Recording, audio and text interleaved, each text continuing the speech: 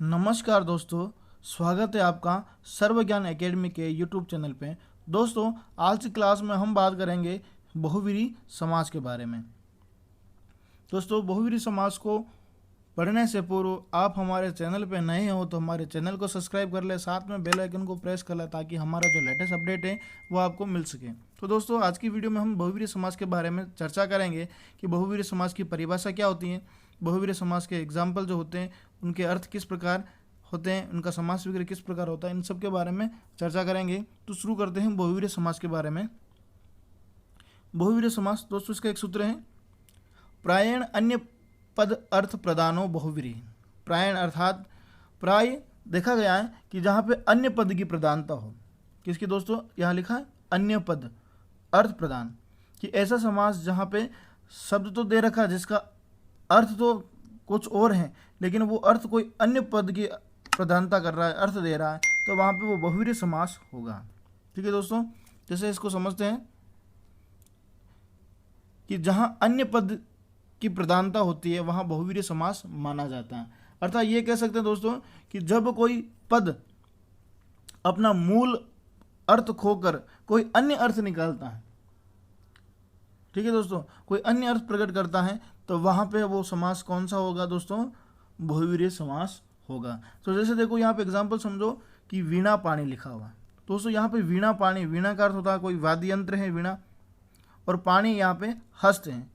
ठीक है, तो यहाँ पे दोस्तों सामान्य रूप से इसका जो अर्थ होना चाहिए वो वीणा पाणी होना चाहिए, लेकिन इसका अन्य अर्थ प्रदान कर रहा है, वो अपना ये मूल जो अर्थ है वो खो के कोई अन्य अर्थ दे रहा। वीणा पाणी, जिसके हाथों में वीणा है उसे कह सकते हैं माँ सरस्वती। तो दोस्तों ये इसका अन्य अर्थ वो निकला। तो अपना जो मूल अर्थ खो दे, अपना मूल अर्थ खो दे, मूल शब्द की जो परिभाषा है वो खो दे, तो वहाँ पे जो दूसरा अर्थ प्रकट होता है तो वो जो शब्द होता है वो आपका बहुवीरी समास का शब्द होगा। जैसे इसका एग्जाम्पल दे रखा है वीणा पाणी, तो इसका समास विग्रह कर रखा है वीणा पाणो यस्या स। यहाँ पे दोस्तों यस्या, यहाँ पे कोई स्त्रीलिंग शब्द है कि यस्या सा, तो ऐसे कौन है, वो सरस्वती माँ। तो पाणो यहाँ पे दो हाथ होते हैं, इस वजह से पाणो प्रथमा विभक्ति का द्विवचन रूप आया पाणो। ठीक है दोस्तों, अब बात करते हैं नेक्स्ट बहुवीरी समास के भेद। बहुवीरी समास के मुख्य रूप से दो भेद माने गए हैं, एक है व्यधिकरण बहुवचन समास, दूसरा है समानाधिकरण बहुवचन समास। दोस्तों इसके नाम से व्यधिकरण का अर्थ होता है अलग अलग रूप में। ठीक है दोस्तों, अर्थात पूर्व पद और उत्तर पद दोनों में विभक्तियों का जब अलग अलग प्रयोग किया जाता है, अलग अलग विभक्तियां लगाई जाती है, तो वहाँ पे व्यधिकरण बहुवीरी समास होता है। और समानाधिकरण तत्पुरुष समास वहाँ होता है जहाँ पे दोनों पदों में विभक्तियां समान होती हैं। ठीक है दोस्तों, नेक्स्ट बात करें इनके एग्जाम्पल के। व्यधिकरण बहुवीरी समास, इसको दोस्तों इसके एग्जाम्पल समझते हैं जो हमने बात की थी। व्यधिकरण बहुवीरी समास किसे कहेंगे दोस्तों, कि ऐसे समास जिसमें दोनों पद अर्थात उत्तर पद और पूर्व पद दोनों में विभक्तियों का प्रयोग अलग अलग रूप में हो, वहाँ पे व्यधिकरण तत्पुरुष समास होता है। तो जैसे यहाँ पे शब्द दे रखा वीणा पाणी, तो यहाँ पे वीणा पूर्व पद और पाणी उत्तर पद है, तो दोनों में पाणी जो शब्द है दोस्तों, यहाँ पे इसका समास विग्रह किया था। पाणी जो शब्द है उसमें पाणो शब्द द्वितीय विभक्ति का द्विवचन, और वीणा एक वचन में प्रयोग किया गया प्रथमा विभक्ति के। तो यहाँ पे दोनों में विभक्तियों का अलग अलग प्रयोग किया, इसीलिए व्यधिकरण बहुवीरी समास का एग्जाम्पल है। और इसका अर्थ अलग निकल रहा है, माँ सरस्वती। वीणा पाणी का अर्थ हुआ जो हाथों में वीणा धारण करती है उसे माँ सरस्वती कहते हैं। तो वीणा पाणो यस्या सा, इसका समास हो रहा है। नेक्स्ट शब्द देख रहे हैं चक्रपाणी। चक्रपाणी, पाणी का अर्थ हाथ, कि जिसके हाथों में चक्र हैं, जिसके हाथों में, तो यहाँ पे हाथों में चक्र भगवान विष्णु के, तो यहाँ पे विष्णु जो शब्द है वो पुल्लिंग शब्द, इसीलिए यहाँ पे इसका समास विग्रह करोगे तो चक्र पाणो यस्य स, तो यहाँ पे यस्य शब्द का प्रयोग होगा। तो दोस्तों एक बहुवीरी समास की पहचान क्या हो गई, कि जिन शब्दों में समास विग्रह करते हुए येसाम और यस्य शब्दों का अधिकतर प्रयोग किया जाए, तो वहाँ पे वो अधिकतर जो शब्द होंगे वो आपके बहुवीरीय के शब्द होंगे। नेक्स्ट शब्द है चंद्रशेखर। दोस्तों अब चंद्रशेखर का समास विग्रह करोगे तो क्या होगा, चंद्र शेखर मतलब कि जिसके शिखर पे, जिसके चोटी पे चंद्रमा है, तो चंद्रशेखर। इसका अगर हिंदी अर्थ करोगे दोस्तों क्या होगा, कि जिसके शिखर अर्थात चोटी पर, शिखर पर चंद्र है, चंद्र अर्थात चंद्रमा है, तो शिखर पर, तो यहाँ पे दोस्तों अधिकरण सप्तमी विभक्ति का प्रयोग किया, इसीलिए चंद्रशेखर शब्द में सप्तमी विभक्ति है शेखरे शब्द। जैसे रामे शब्द बना तो रामे का तरह शेखरे शब्द है, शेखरे, जिसका सप्तमी विभक्ति का एक वचन हुआ। तो चंद्रशेखरे यस्य से, तो दोस्तों पूर्व पद और उत्तर पद दोनों में विभक्तियां हैं दोस्तों असमान है, इसलिए व्यधिकरण तत्पुरुष समास है। और चंद्रशेखर का अर्थ हुआ भगवान शिव, भगवान शिव ने अपने मस्तक पे चंद्रमा धारण कर रखा है। अगला शब्द है उमाकांत। ठीक है, उमाकांत जो शब्द है दोस्तों, उमा का पति, क्या होगा दोस्तों, कांत का अर्थ होता है पति, तो उमा का पति, तो उमा का, तो यहाँ पे का षष्ठी विभक्ति हो रही है, तो उमाया, रमा का तरह उमा शब्द चलते हैं, रमा की षष्ठी विभक्ति रमाया होता है, तो यहाँ पे क्या उमाया, उमाया कांत यह स, उमा का पति है जो, यहाँ पे भगवान विष्णु, उमा किसे कहते हैं, सो यहाँ पे उमाकांत का अर्थ होगा भगवान शिव। उमा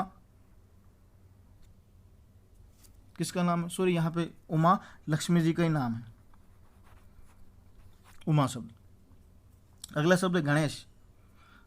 गण ईश, गणों का जो ईश है, गणों का, तो घना नाम ईश यश, भगवान गणेश।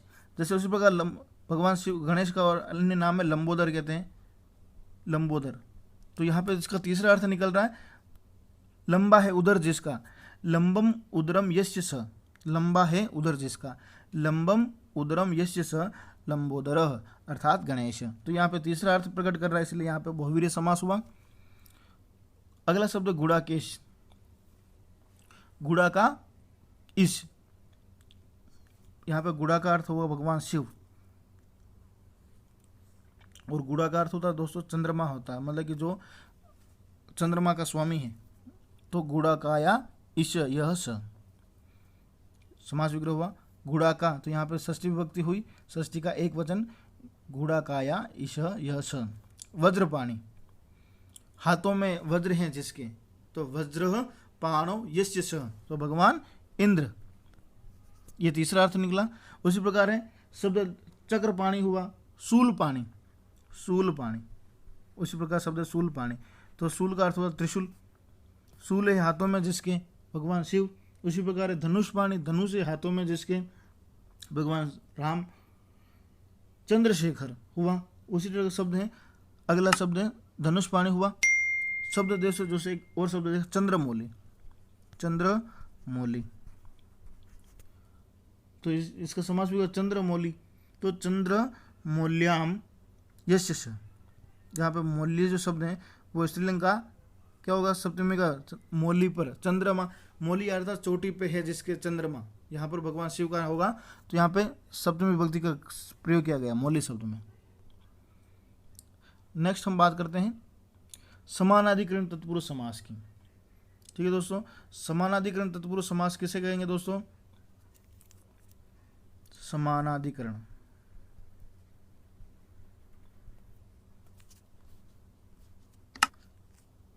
जिसमें समान विभक्तियों का प्रयोग किया गया हो।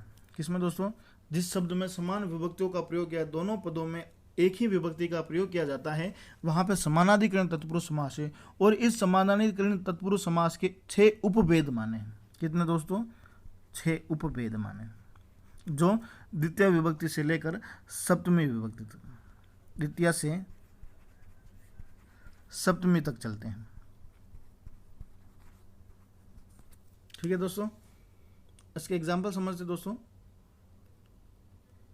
बहुवीर्य समास, इसका अर्थ देखो ये रहा कि बहुवीर्य समास के किसी पद का विग्रह करने पर दोनों पदों में यदि समान विभक्ति का प्रयोग किया जाता है तो वहां समानाधिकरण बहुवीर्य समास माना जाता है। इस समास के 6 उपभेद माने हैं। सबसे पहला भेद है द्वितीयानिष्ठ समानाधिकरण बहुवीर्य। तो दोस्तों यहाँ पे जो द्वितीयानिष्ठ द्वितीय विभक्ति के रूप में हो रहा है, तो यहाँ पर इसका एग्जाम्पल है प्राप्तोदक शब्द है, प्राप्तोदक, तो समास विग्रह होगा प्राप्तम उदकम यम स। यम का अर्थ जिसको, क्या होगा, जिसको उदक अर्थात जल प्राप्त हुआ, वह ग्राम, एक गांव है जिसको संपूर्ण रूप से जल प्राप्त है, इसलिए प्राप्तोदक शब्द बना। तो यहाँ पे ग्राम का प्राप्तोद का शब्द का अर्थ तो मूल रूप से अर्थ हो रहा है, अर्थ उदक का अर्थ होता है जल प्राप्त होना, लेकिन इसका तीसरा अर्थ निकल के आ रहा है ग्राम शब्द। तो यहाँ पे द्वितीयानिष्ठ समानाधिकरण तत्पुरुष समास है। उसी प्रकार शब्द अगला प्राप्त धन, धन को प्राप्त, तो प्राप्तम धनम यम सह, तो पुरुष, धन को प्राप्त या धन जिसको मिला, तो यहाँ पे तीसरा अर्थ प्रकट किया है पुरुष के रूप में। नेक्स्ट शब्द है द्वितीयानिष्ठ समानाधिकरण बहुवीर्य समास, जिसका एग्जाम्पल दे रखा उड़ रथ येन सह, इसका समास विग्रह तो उड़ रथ शब्द है, जिसका अलग अर्थ दे रखा उनडवान, अनडवान शब्द है, सॉरी। फिर अगला शब्द जीतानी इंद्रियाणी येन सह, जितेंद्र, जिसने इंद्रियों को जीत लिया जो है, यहाँ पे पुरुष तीसरा अर्थ निकला। नेक्स्ट है चतुर्थी निष्ठ समानाधिकरण बहुवीर्य समास, एग्जाम्पल है उपहत पशु। दोस्तों समानाधिकरण तत्पुरुष समास के जो ये एग्जाम्पल है बहुत ही इंपॉर्टेंट शब्द हैं जो एग्जाम में बार बार पूछे जाते हैं। उपहत पशु, उपहत पशु का अर्थ हुआ रुद्र, जिसका तीसरा अर्थ निकला रुद्र, तो इसका समास विग्रह उपहत पशु यस्मै सह। दत्त भोजन, जिसके लिए भोजन दिया गया हो, भिक्षुक, तो दत्तम भोजनम यस्मै सह, समास विग्रह हुआ। अब बात करते हैं पंचमी निष्ठ समानाधिकरण बहुवीर्य समास की। इसका समास विग्रह का जो शब्द है वो है उद्रत ओदनम, उद्रतम ओदनम यस्मात् सा, जिसमें उद्रत, ओदनम मतलब कि चावल डाले गए हो, जिससे चावल डाले गए हो, तो यहाँ पे इसका अलग निकला अर्थ थाली। निर्गतम धनम यस्मात् सा, जो धन से निर्धन है, निर्धन जो धन से, जिसके पास धन की कमी है, निर्धन, तो यहाँ पे निर्धन कोई व्यक्ति अलग अर्थ निकल के आया पुरुष के रूप में। यहाँ पे दोस्तों निर्धन शब्द में कौन सा समास होगा, तत्पुरुष समास भी होगा। निर्गतम धनम यस्य स, इस प्रकार होगा, तो यहाँ पे अविभाव तत्पुरुष समास भी होगा। अगला शब्द है षष्ठी निष्ठ समानाधिकरण बहुवीर्य समास, शब्द दे रखा है इसका पीताम्बर, पीतम अम्बरम यस्य स, यहाँ पे पीत का अर्थ पीला, अंबर का अर्थ वस्त्र, ये इसके मूल अर्थ है, लेकिन इसका तीसरा अर्थ निकल के आ रहा है भगवान विष्णु, तो यहाँ पर समानाधिकरण तत्पुरुष समास है, दोनों में समान विभक्ति हुई, पीतम अम्बरम यस्य स पीताम्बर। दोस्तों अगर यहाँ पे ये शब्द नपुंसक लिंग शब्द में होता पीताम्बरम, तो ये शब्द क्या हो जाता है दोस्तों, कर्मधारय समास का शब्द होता है। ध्यान देना, अगर विसर्ग लगती है तो वो बहुवीर्य समास होगा, और अगर म हलंत लगता है तो वो कर्मधारय समास होगा। उसी प्रकार शब्द नीलकंठ, नीलकंठ यस्य स, नीलकंठ। उसी प्रकार दोस्तों यहाँ पे नीलकंठ में अगर समास विग्रह में म नीलकंठम शब्द क्या होगा, नीलकंठम, तो ये समास क्या कहलाएगा, कर्मधारय समास कहलाएगा। तो नीलह कंठ यस्य स, नीला है कंठ जिसका, भगवान शिव। नेक्स्ट बात करते हैं सप्तमी निष्ठ समानाधिकरण बहुवीर्य समास, जिसमें दे रखा है इसका वीर पुरुषक, वीर पुरुषक, जिसका अर्थ दे रखा ग्राम, तो इसका समास विग्रह वीरा पुरुषा यस्मिन स, जिस गांव में वीर पुरुष रहते हो, जिसमें वीर पुरुष रहते हैं वो क्या है, गांव हुआ, अलग अर्थ निकल के आया तो ग्राम हुआ। बहुदंडिन यस्मिन स, बहुदंडिन, ऐसा जो बहुत बार दंडित हुआ हो वो क्या है, ग्राम, अलग अर्थ हुआ। नेक्स्ट बात करते हैं दोस्तों बहुवीर्य समास से संबंधित कुछ और अन्य उदाहरण जो एग्जाम की दृष्टि से मोस्ट इंपोर्टेंट शब्द हैं दोस्तों। शब्द है सबसे पहले प्रपर्ण, प्रपतित पर्ण। दोस्तों यहाँ पे प्रपतित पर्ण जो शब्द दे रखा है ये बड़ा इंपॉर्टेंट शब्द है, इसका समास विग्रह करोगे प्रपतितानि पर्णानि यस्मात् स, ठीक है। तो प्रपर्ण, प्र और पर्ण, दोस्तों यहाँ पे पर्णानि शब्द का अर्थ समझ में आया ना, प्र का भी, लेकिन ये पतित शब्द अलग से आया, ठीक है। तो यहाँ पे दोस्तों क्या होगा कि ये पतित शब्द का विकल्प से लोप होता है, तो दो शब्द बनते हैं प्रपर्ण और प्रपतित पर्ण। तो इसका एक सूत्र है प्रादिव्यो धातुजस्य वाचो वा चौतर पद लोप, जो ये सूत्र कहता है कि पर आदि उपसर्गों के साथ में अगर धातु लगी हुई हो तो वहाँ पे जो शब्द होता है उत्तर पद का विकल्प से लोप कर दो या नहीं होता। जैसे यहाँ पे बीच में जो पति शब्द आया धातु, इसका लोप हो जाता और कहीं लोप नहीं होता है विकल्प से, तो इसीलिए दो शब्द बनने प्रपर्ण और प्रपतित पर्ण। तो इसका समास विग्रह करोगे तो क्या होगा, प्रपतित पर्णानि यस्मात् सह।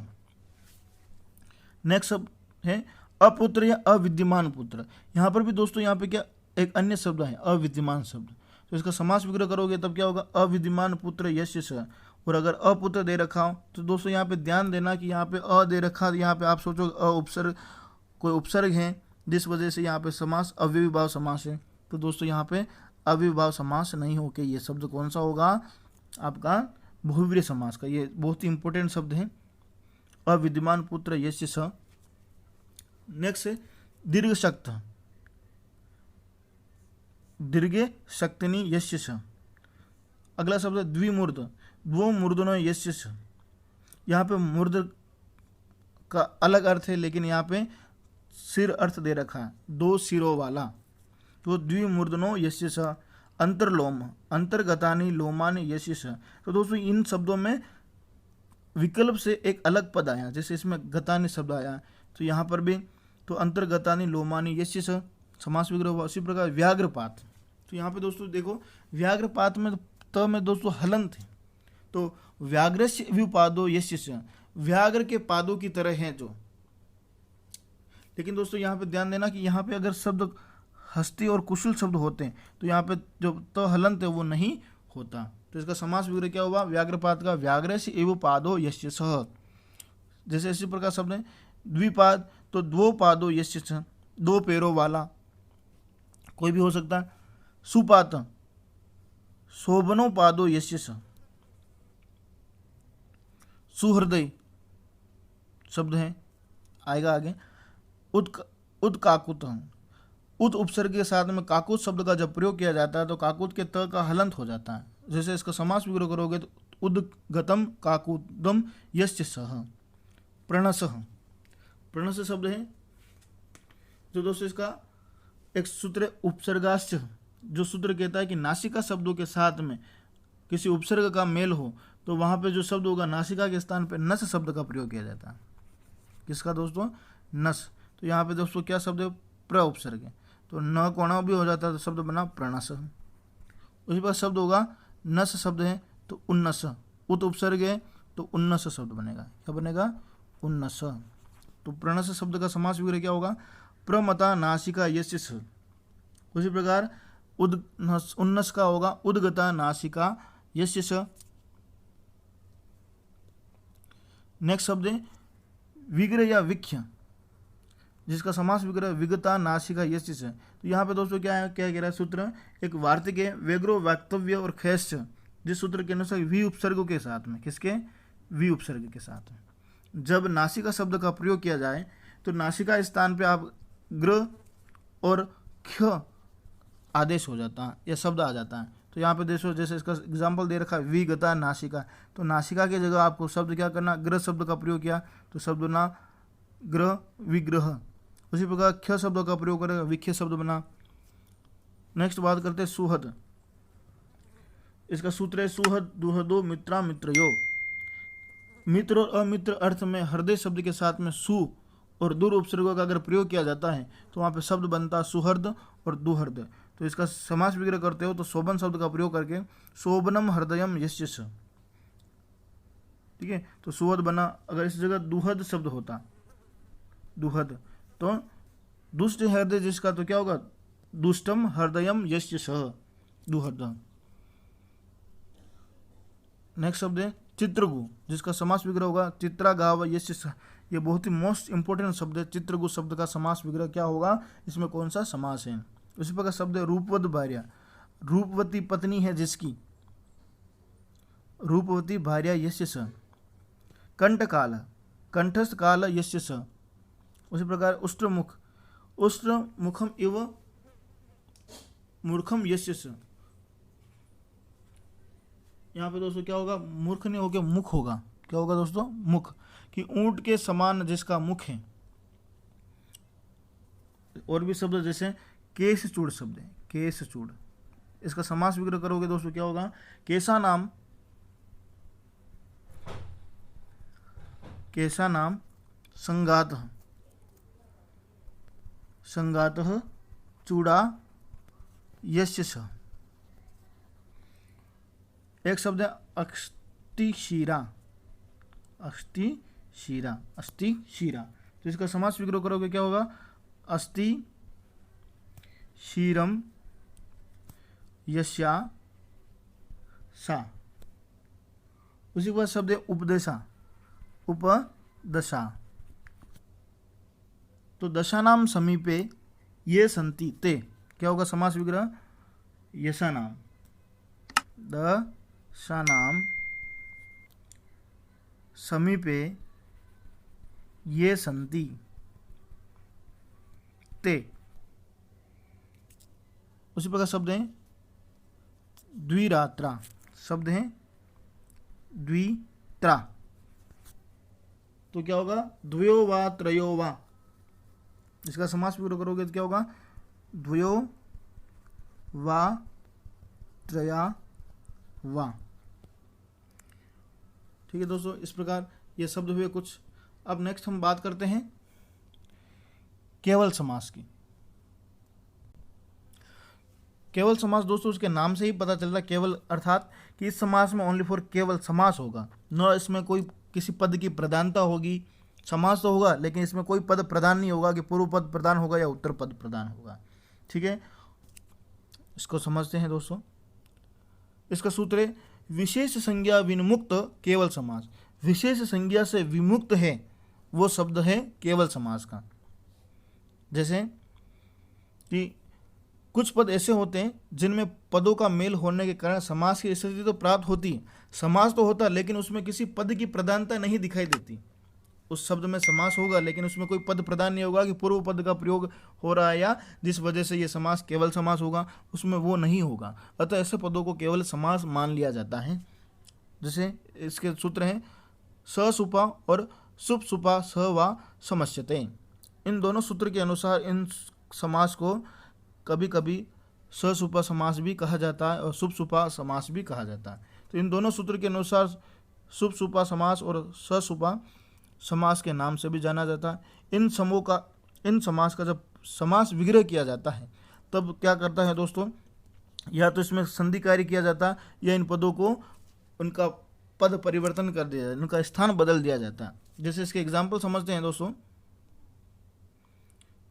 शब्द दे रखे हैं भूतपूर्व, जिसका इंपॉर्टेंट शब्द है भूतपूर्व शब्द का समास विग्रह करना है। तो दोस्तों यहाँ पे क्या होगा, या तो इसमें संधि विच्छेद करेंगे, तो यहाँ पे संधि विच्छेद की स्थिति नहीं है तो इनका स्थान परिवर्तन कर देंगे। तो जैसे लिख रखा है पूर्वम भूतः, स्थान परिवर्तन कर दिया। उसी प्रकार शब्द है अगला वागर्थो विव। तो वागर्थो इव, दोनों पदों को थोड़ा सा अलग कर दिया तो समास बना वागर्थो इव। उसी प्रकार शब्द है अगला अभूतपूर्व। तो क्या होगा, पूर्वम भूत, पूर्वम अभूतः। नेकदा, तो न एकदा, इसका संधि विच्छेद कर दिया, क्या किया, न एकदा,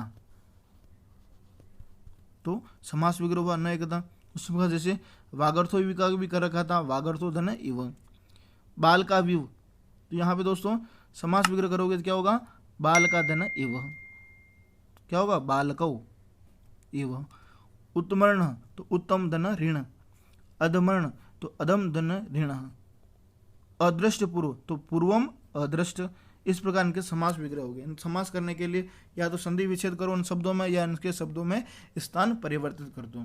और इनमें कोई विशेष पद नहीं होता, इसलिए इसका नाम क्या पड़ा दोस्तों, केवल समास। दोस्तों हमारी वीडियो कैसा लगा कमेंट के द्वारा ज़रूर बताएगा और वीडियो को ज़्यादा से ज़्यादा शेयर करें, लाइक करें। धन्यवाद।